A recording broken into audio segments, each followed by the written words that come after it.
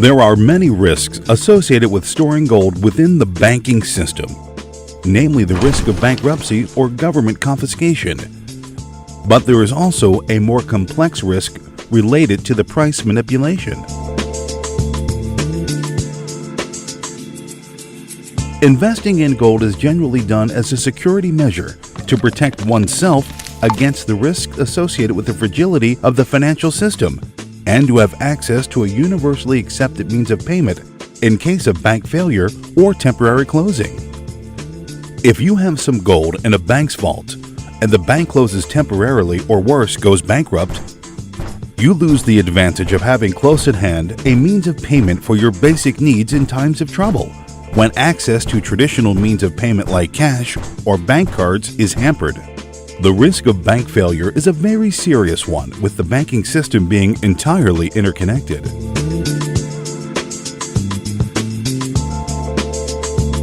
Even though the risk is small, confiscation has happened in the past. Confiscation could happen following a panic movement in the banking system, or just before announcing a new monetary system. In that case, owning gold in one's country of residence is risky because it can be seized legally.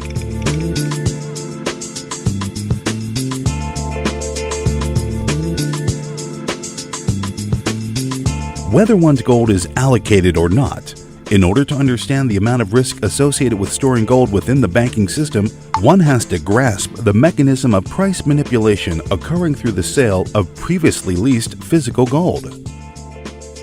Traditionally, the central banks have leased this physical gold to the bullion banks that specialize in gold trading, which helps make them a profit on their idle gold stock, while maintaining the price low.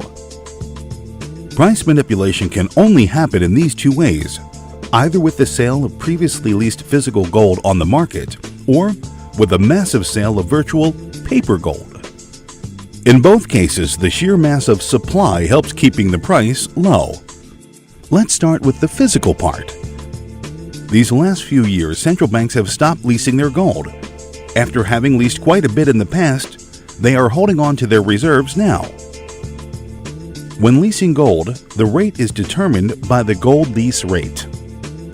And this rate is extremely low, being based on LIBOR.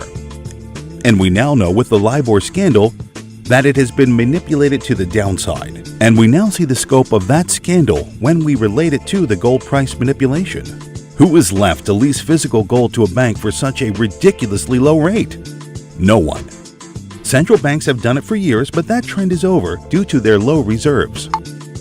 Central banks own 10% of existing gold, and the rest is in private hands.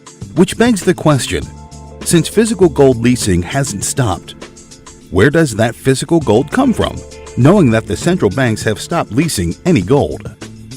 One is left to wonder if that gold might not come from some private accounts of allocated gold, ETFs, or futures contracts gold stocks.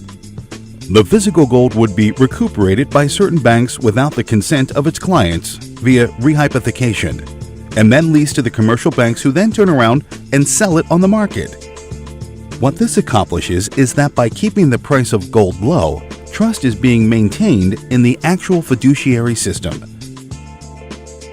Risk of bankruptcy, risk of confiscation, interconnectedness of the banking system, rehypothecation, price manipulation. Those are real risks that one has to take into consideration before deciding where to store one's physical gold.